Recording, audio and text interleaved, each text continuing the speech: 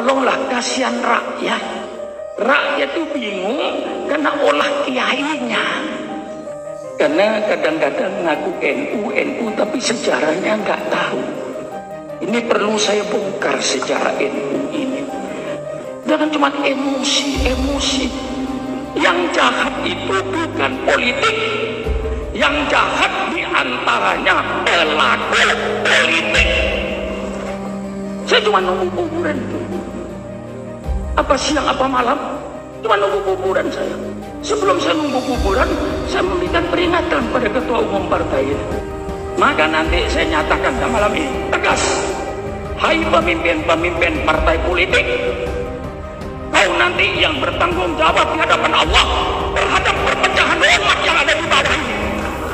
Mari kita jujur Pak Polisi, jangan ada dusta di antara kita. Kalau kiai mengkritik pemerintah bukan oposisi itu, menyelamatkan negara, identitas jangan hilang, tapi yang penting toleransinya antar umat beragama, hidup rukun, hidup damai, saling hormat menghormati, identitas tidak bisa hilang. Ini karunia Allah. Munafik itu yang mengatakan hilangkan identitas, yang mengatakan hilang identitas, dia sedang identitas. Saling harga menghargai antar umat beragama, hidup rukun antar umat beragama, tapi bukan berarti membenarkan semua agama. Membenarkan semua agama murtad, kafir. Subhanallah walhamdulillah wa la ilaha illallah. Saya tentu tidak perlu untuk berpidato tentang keagamaan. Saya dalam kesempatan ini cuman mau mencerita sejarahnya NU. Karena kadang-kadang ngaku NU, tapi sejarahnya nggak tahu. Ini perlu saya bongkar sejarah NU ini. Mulai dari embrionya sampai menjadi NU, sampai jadi partai politik sampai sekarang ini. Sekitar tahun 1922 ada isu di Tanah Suci bahwa kuburan Rasulullah itu mau digusur, mau diratakan oleh pemerintah Ibnu Saud. Itu isu yang terjadi. Nah, adanya isu ini karena dianggap ziarah kubur itu syirik dari sebagian mereka. Nah, dengan kejadian isu ini, maka almarhum al-maghfurlah Ki Hasyim Asy'ari mendirikan namanya Komite Hijaz. Ini barangkali ketua umumnya nggak tahu, ini barangkali itu. Membentuk Komite Hijaz ini embrionya, belum NU, embrionya. Terdiri dari 3 orang yang saya ingat, Kiai Wahab Hasbullah, Syekh Al-Ghonawi, guru Mesir yang diutus di Tebu Ireng. 1 kiai dari Pekalongan, apa ke Elias apa siapa itu saya, ya, tapi yang jelas 3 orang. Ini oleh Hadratus saya diutus ke Saudi untuk langsung ketemu dengan Ibnu Saudnya langsung. Terjadilah dialog antara Kiai Wahab ini dengan pemerintah Saudi, dialog adu dalil, akhirnya diputuskan kubur Rasul tidak jadi digusur. Nah, ini secara internasional kalau kita baca, tidak digusurnya kuburan Rasulullah itu karena NU, karena Ki Hasyim Asy'ari bikin Komite Hijaz. Komite Hijaz baliklah ke Indonesia karena sukses. Kuburan Rasulullah tetap tidak digusur. Kemudian komite ini mau membubarkan diri. Oleh Hadratus saya dilarang, jangan teruskan organisasi ini. Karena apa? Orang Indonesia tetap akan mondar-mandir ke Saudi. Pasti nanti ajaran Wahabi ini akan dikembangkan oleh dia sama jemaah haji. Jadi ini jangan sampai dibubarkan supaya tetap. kita jaga ahli sunnah wal jamaah. Kalau tidak nanti orang-orang kita bisa jadi Wahabi ketika ke Mekah. Nah itulah yang saya baca sejarah ini.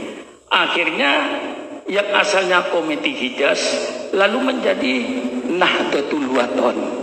Bukan Nahdlatul Ulama, Nahdlatul Wathon. Kebangkitan tanah air gitulah. Nahdlatul Wathon. Terus Nahdlatul Wathon itu berjalan. Kemudian sekitar tahun 1926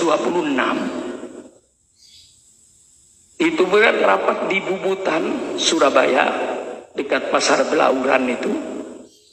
Nah, di situ lalu dirubah dari Nahdlatul Wathon menjadi Nahdlatul Ulama tahun 1926.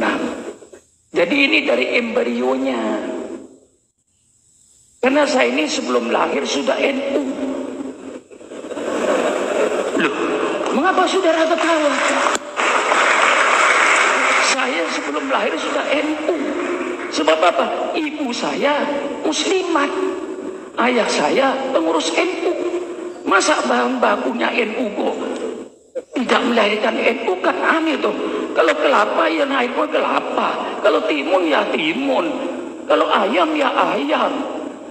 Ibunya NU, bapaknya NU, masa anaknya bukan NU? Jadi saya sebelum lahir habis taufik sudah NU, sudah saya ini bahan bakunya sudah NU.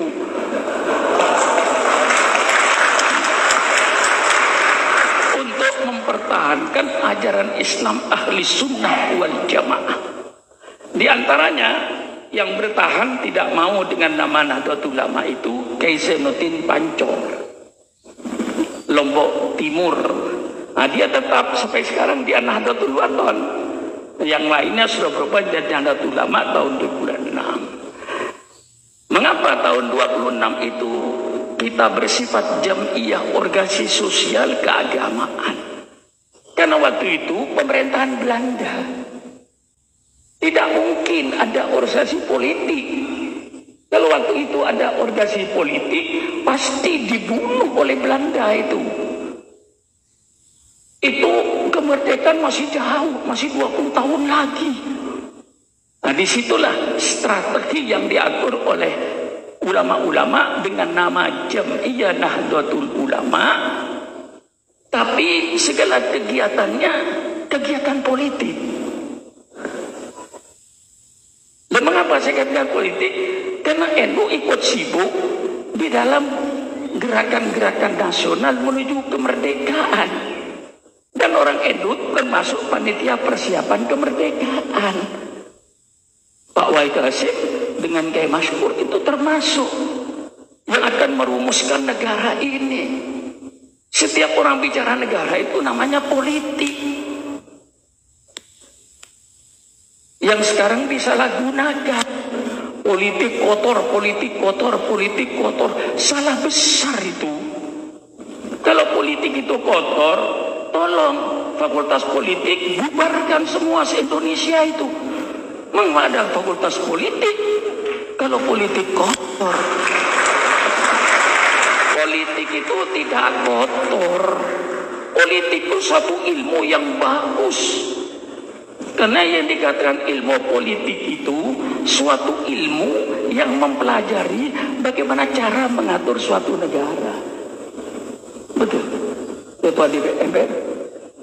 Nah, kalau sampai tidak belajar ilmu politik, mundur jadi ketua MPR itu. Berarti nggak ngerti politik. Ini ilmu politik. Ilmu politik ilmu yang mulia. Di semua negara diajarkan ilmu politik ini. Karena ilmu politik suatu ilmu bagaimana cara mengatur suatu negara. Kadang-kadang orang bicara soal teknologi. Apa ilmu teknologi itu? Kadang-kadang nggak tahu. Ilmu teknologi ilmu yang bagus. Mengapa?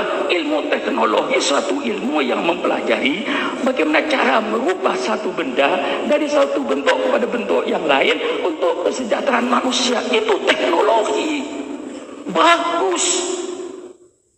Yang tidak bagus itu bukan politik. Yang tidak bagus itu pelaku politik. Nah, mari kita adakan klarifikasi. Jangan cuma emosi. Yang jahat itu bukan politik. Yang jahat diantaranya pelaku politik. Itu yang jahat. Siapa pelaku politik? Maka tadi soal agama saya serahkan Pak Habib Taufik Murni. Ini NU aja biar tahu yang mudah-mudah ini loh. Untung masih ada orang yang kayak saya.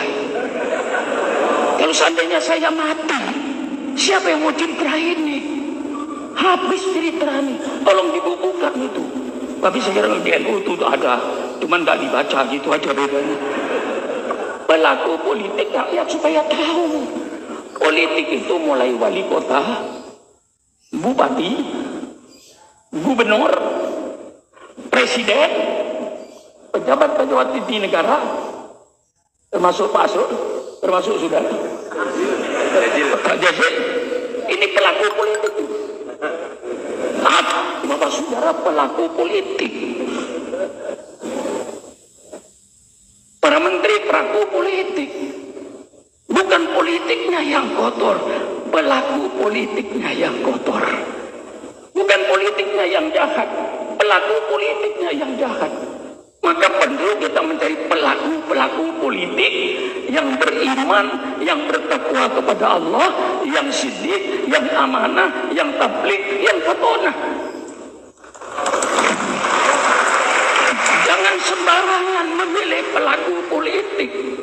Dan jangan sembarangan memberikan jabatan politik. Quran ini bukan sebuah makmur. Maka saya kalau para ulama sayang NKRI, mulai sekarang ulama bicaralah politik. Tapi politik Al-Quran, politik sunnah Rasulullah, bukan politik seperti sekarang ini. Politik yang bohong, politik yang siksa, politik macam-macam.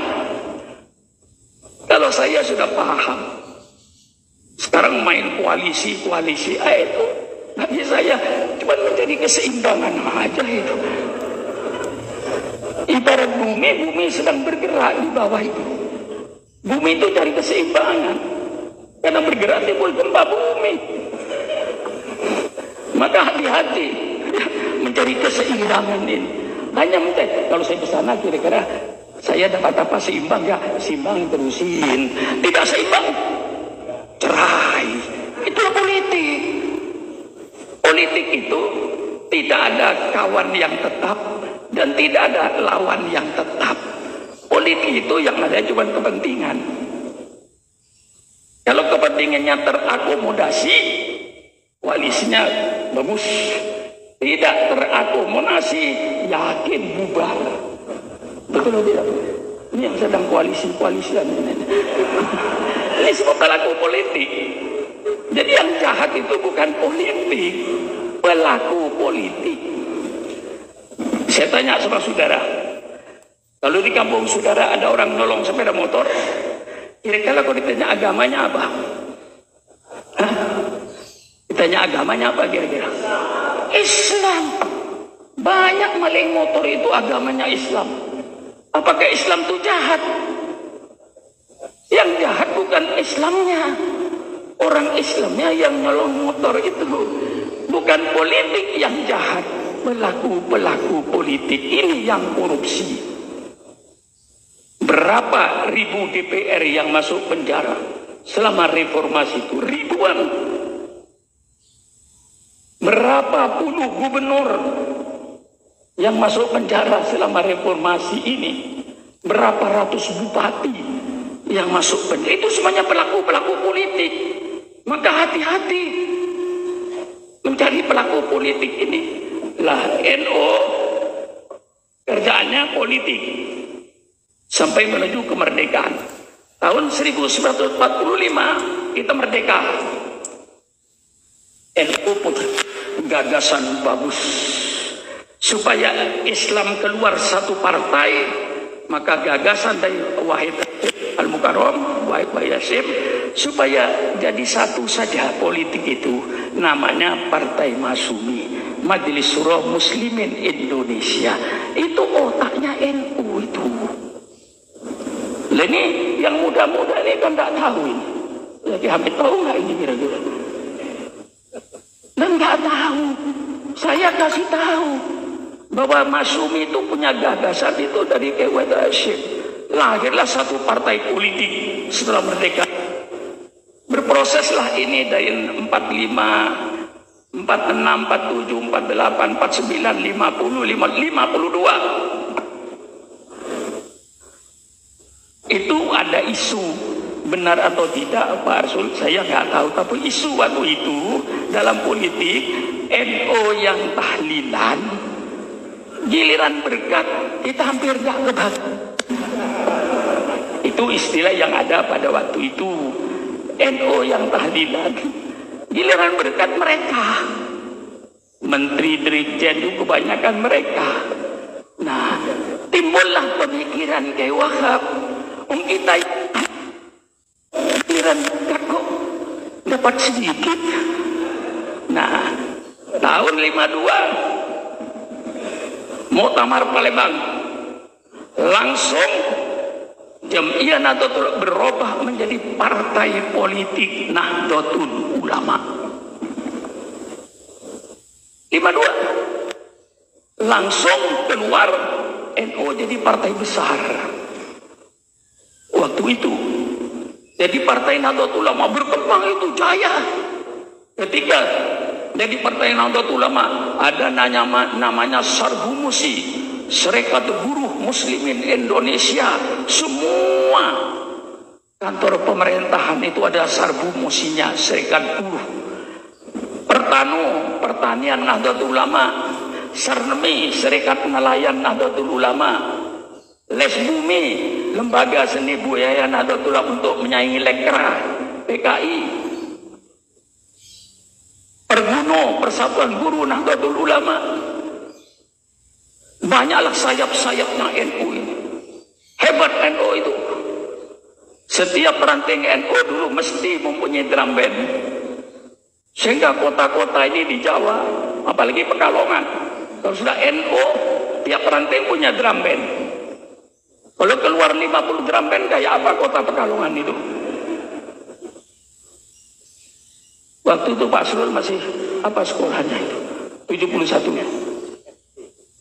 71 masih SD. Subhanallah. Ini 71 ini sudah jurkamnya Nahdlatul Ulama ini. Jurkam saya itu. Jadi bukan NU main-main saya itu. Jurkam NU saya. Tadi oleh saya disebut waktu itu Singapudium. Di mana-mana Singapudium. Nah, kebetulan anak saya Faiz itu, cucunya masih kecil, cucunya mendapat majalah Kiai Subron Makmun Singapudium. Tanya sama ayahnya, Abi, kapan kakek jadi orang? Itu urusan anak TK itu. Ya malu anak TK, jadi kalau saya disalahkan, kapan kakek jadi orang? Loh, mengapa kamu tanya? Nih, kakek Subron Makmun Singapudium, kapan jadi orang? Itu urusan anak kecil. Jadi partai politik hebat, sayapnya luas, ma'arif, pendidikan jalan, Sarbu Musi jalan, Sarnemi jalan, Pertanu jalan, Les Bumi jalan, semuanya jalan. Akhirnya NU karena waktu itu partai politik, Perdana Menteri, Ketua Umum PBNU Ki Haji Dr. Idham Khalid, Ketua DPR Ki Haji Ahmad Sayhu, Ketua PBNU. Sebelumnya Pak Zainal Arifin juga Ketua NU, anggota Ketua MPR Pak Suban ZE NU. Nah, Menteri Agama pasti Menteri Sosial, Menteri Keuangan pernah dipegang oleh NU. Waktu itu saya sebagai PMI Pak Arsul sangat bangga jadi NU itu. Apa yang saya banggakan? Bagaimana tidak bangga? Perdana Menteri NU, Ketua DPR NU, Ketua MPR NU, Menteri Agama NU, Menteri Sosial NU, Menteri Keuangan pernah dipegang NU negara ini. Dari Purworejo, Pak Bu, ada seno-senonya gitu loh Pak. Hah? Rahman Mulyomi Seno, Menteri Keuangan. Saya yang menjadi PMI, walaupun gak dapat apa-apa, bangga saya. Nah, mestinya kejayaan ini saya seruan, wahai warga Nahdlatul Ulama, mari kita rebut kembali.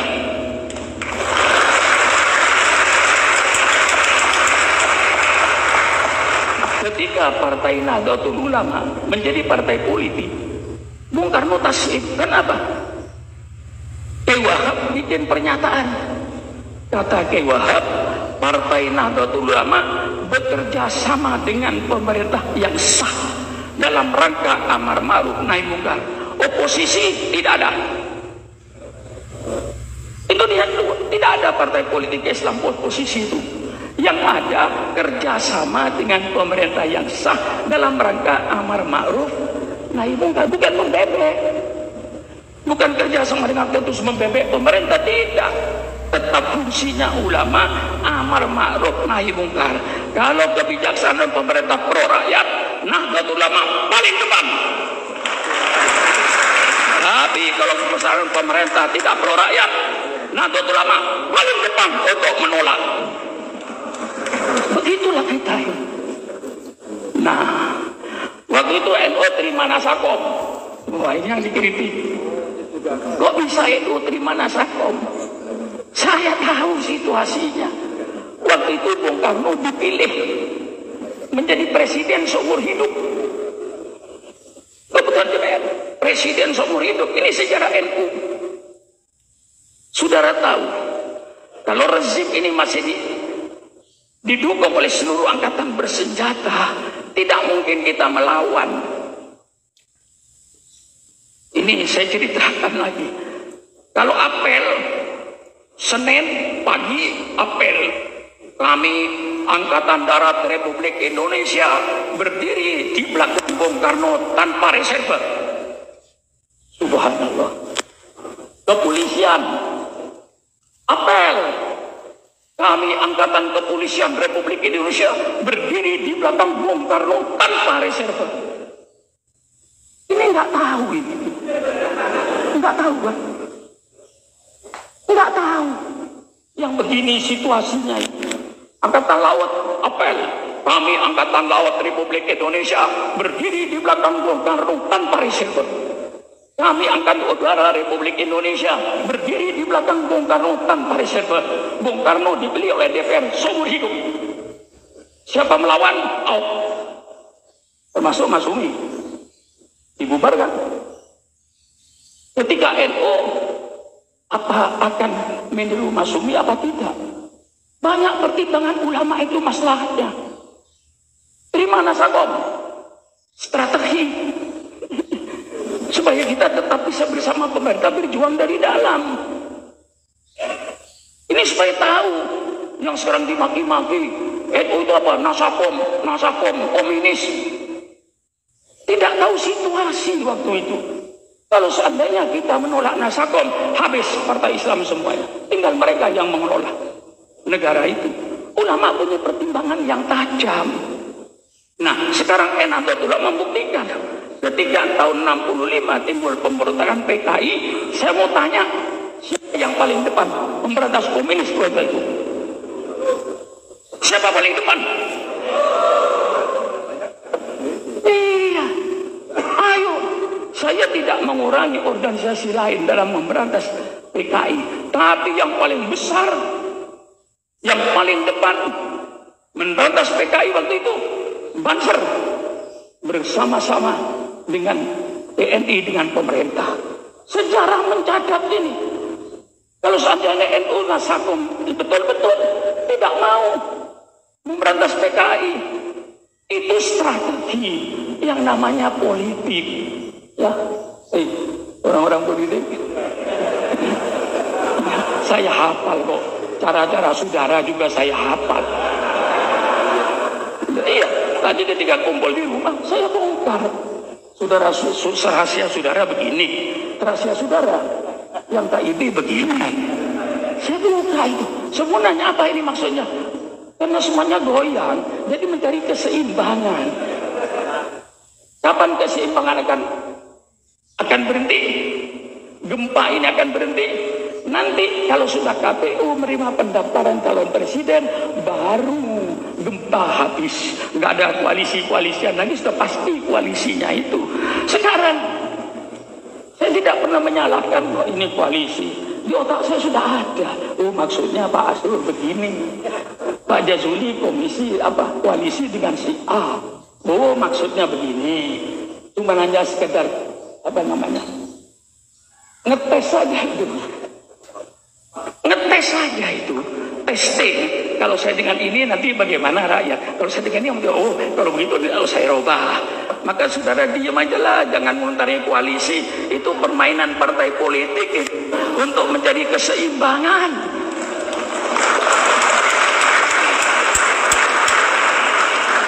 Ya, karena saya orang politik lama saya ini. Kalau politik Pak Asrul, saya tahun 59, tahun 69, 70, 71, saya ini pembantu khusus Menteri Negara Kesra.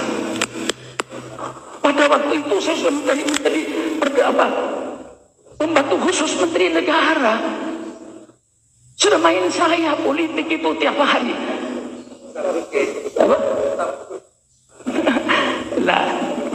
Lalu setelah itu berontak PKI 65, NU paling depan. Timbullah Orde Baru. Ketahuilah ketika Orde Baru mengapa lalu NU kembali pada Jamiah. Ini yang muda-muda supaya tahu.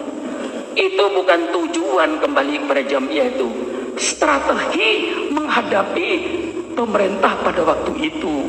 Mengapa? Strategi kok ambil strategi begitu? Waktu itu politik sudah dibonsai oleh Pak Harto. 60% kursi dari pusat sampai daerah Golkar. Dengan cara apapun saja. Halal atau tidak halal, pokok 60%. Semua bupati kasih biaya. Jaminannya tidak usah pertanggungan jawab. Duit-duit gak usah.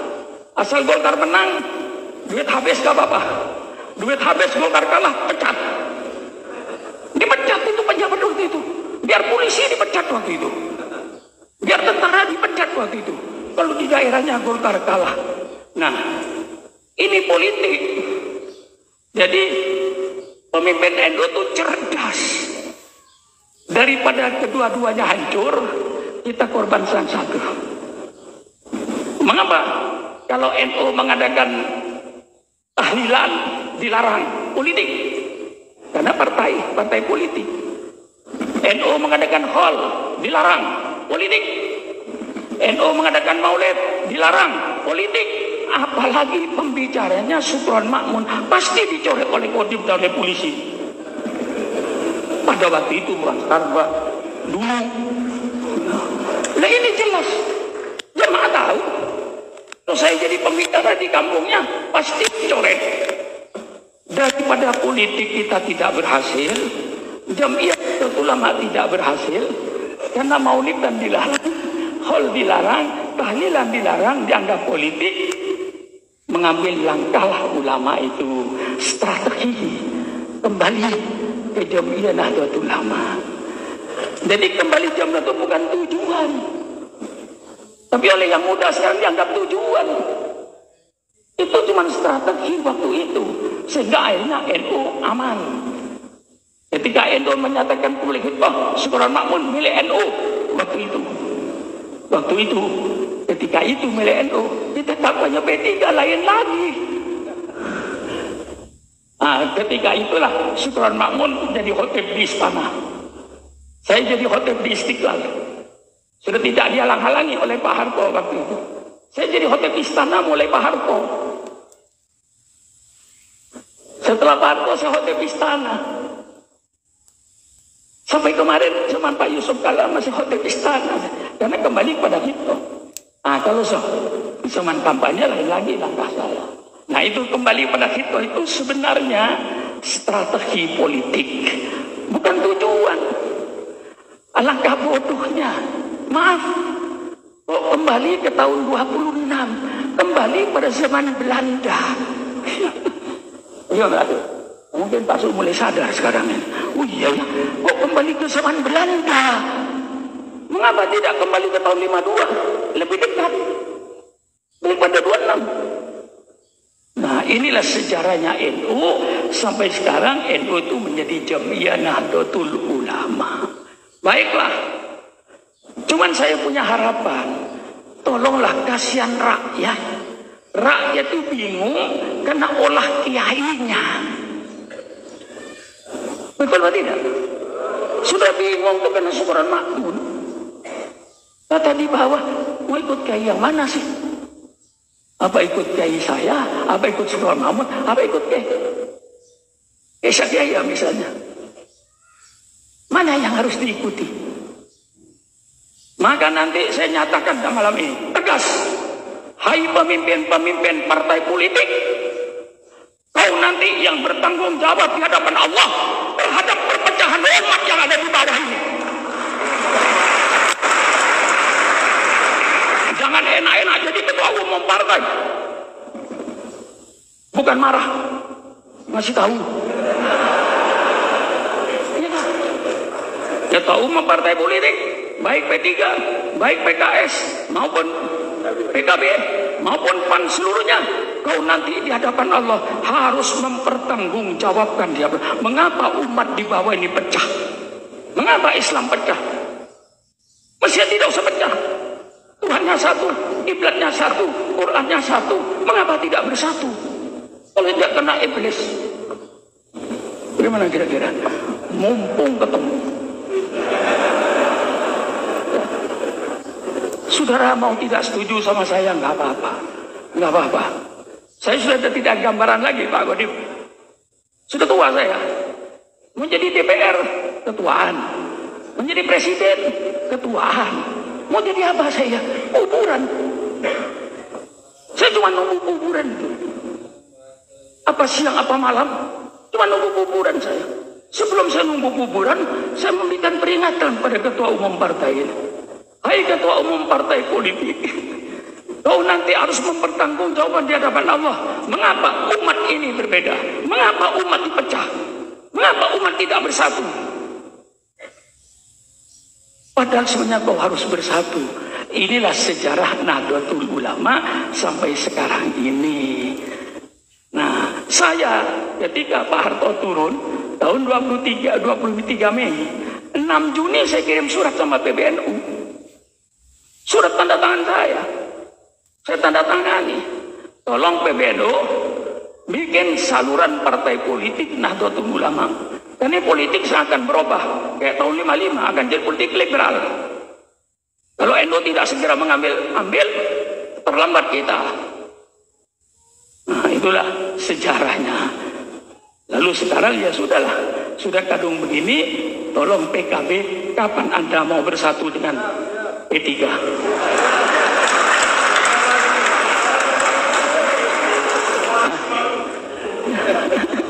Ya, saya cuma tanya, masa tanya nggak boleh?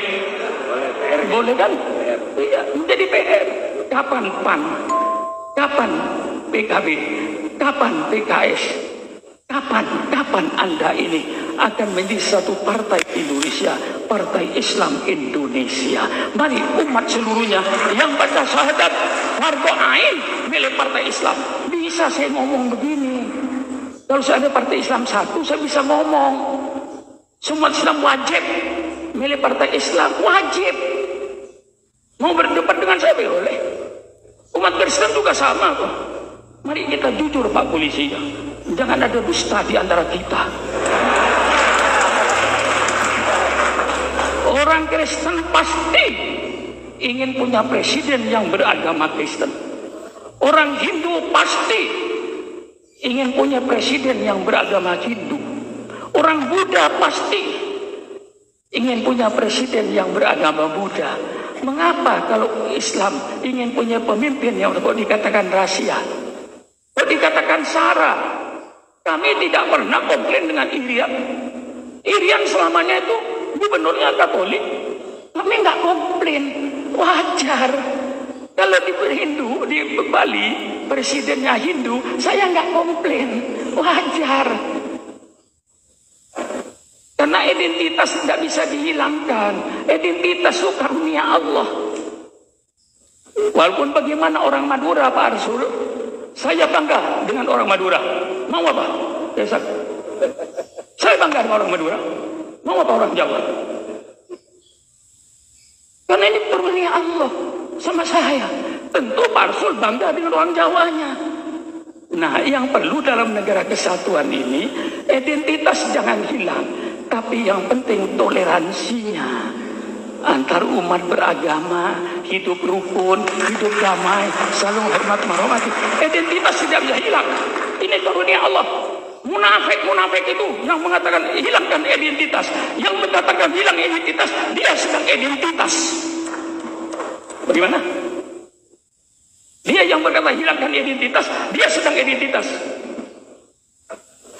Semua orang punya identitas dan identitas kebanggaan.